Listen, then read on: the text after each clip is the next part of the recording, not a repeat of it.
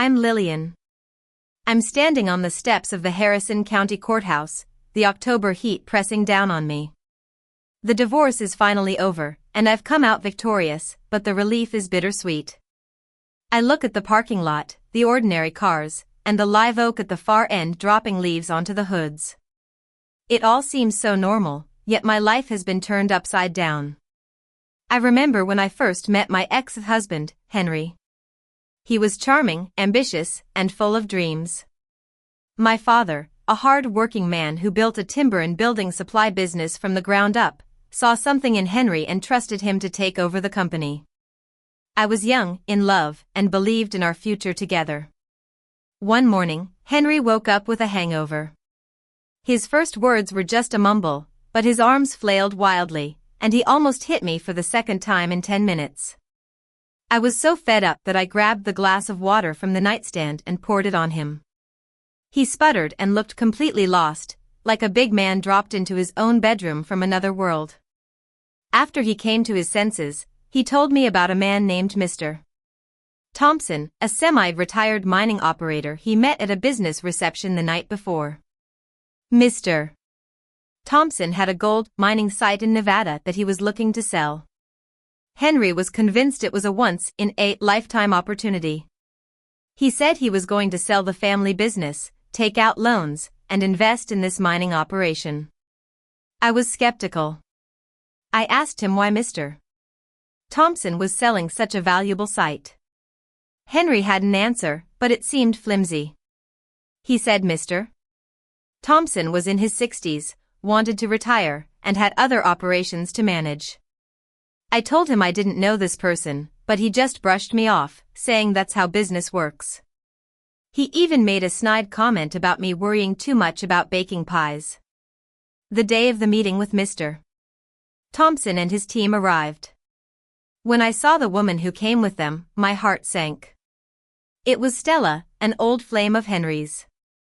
They had a past, and seeing her here made me feel uneasy. Mr.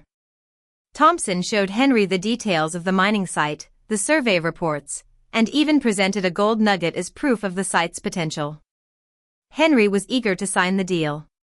He said he wanted his attorney to review the purchase agreement and send his assistant for an independent look, but Stella's words pressured him. She said there were other interested parties, and this opportunity wouldn't wait. In the end, Henry signed the papers without thinking twice. He told me he needed to fly to Nevada for due diligence. I packed his bag like I always did, checking the weather, rolling his shirts to avoid wrinkles, and making sure his passport was in the front pocket. He was on his phone the whole time, and when the car came, he kissed me on the cheek and promised to call when he landed. But he never did. I found out later that he was on a barrier island off the Florida Panhandle with Stella, living a life of luxury on the money we didn't really have. He bought her an expensive white gold bracelet set with emeralds, as if it were a good investment. Back home, I received life-changing news. An estate attorney came to me at work and told me about my late father's estranged cousin, Mrs. Reed. She had died alone in a villa on a bluff above the Mississippi Sound. Under her will, everything she owned, including a bank account and probate and the villa itself, passed to me. I opened the envelope she left me. Inside was a handwritten letter and a black and white photograph of two children on a hill, laughing. The letter revealed that Mrs. Reed had taken the inheritance from my father through legal maneuvers when their grandmother died. She built the house on that land and lived in it for decades. She was leaving it to me because it should have gone to my father, and she wanted to make things right before she passed away.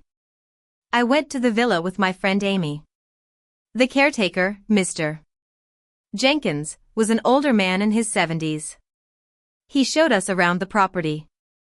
The villa was beautiful, with a white stucco exterior, a terracotta roof, and arched windows that caught the afternoon light. There were terraced gardens, a kitchen garden, and a guest house. It was like a dream come true. But Henry's actions were about to catch up with him.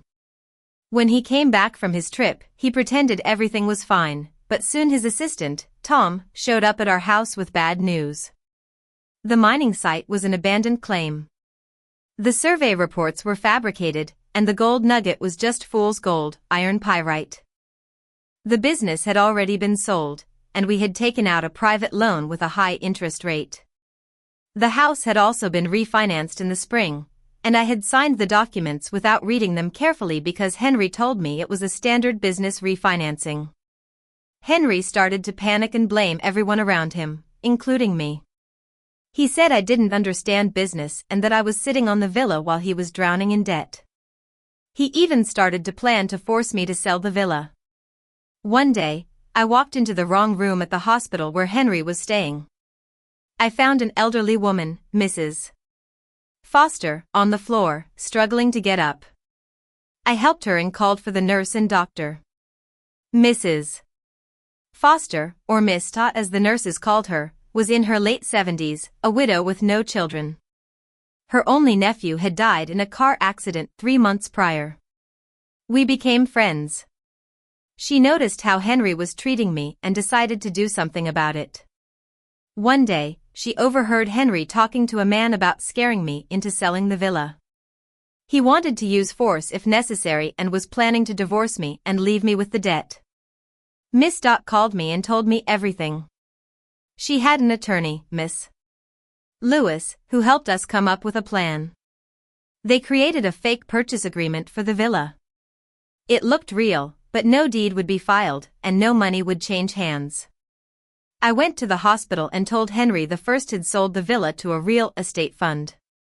He showed relief, and then he told me he thought we should end the marriage. He said he wasn't in love anymore and that we had grown apart.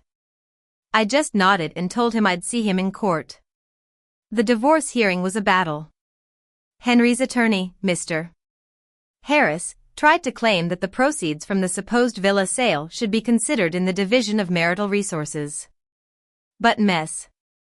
Lewis presented the county property records, showing that the purchase agreement was a fake. In the end, I walked away from the family home, which was already encumbered with debt, and kept my name, the villa, and the probate account. I moved into the villa after the divorce was finalized. Miss Dot moved into the guest house, and Mr. Jenkins took good care of the property.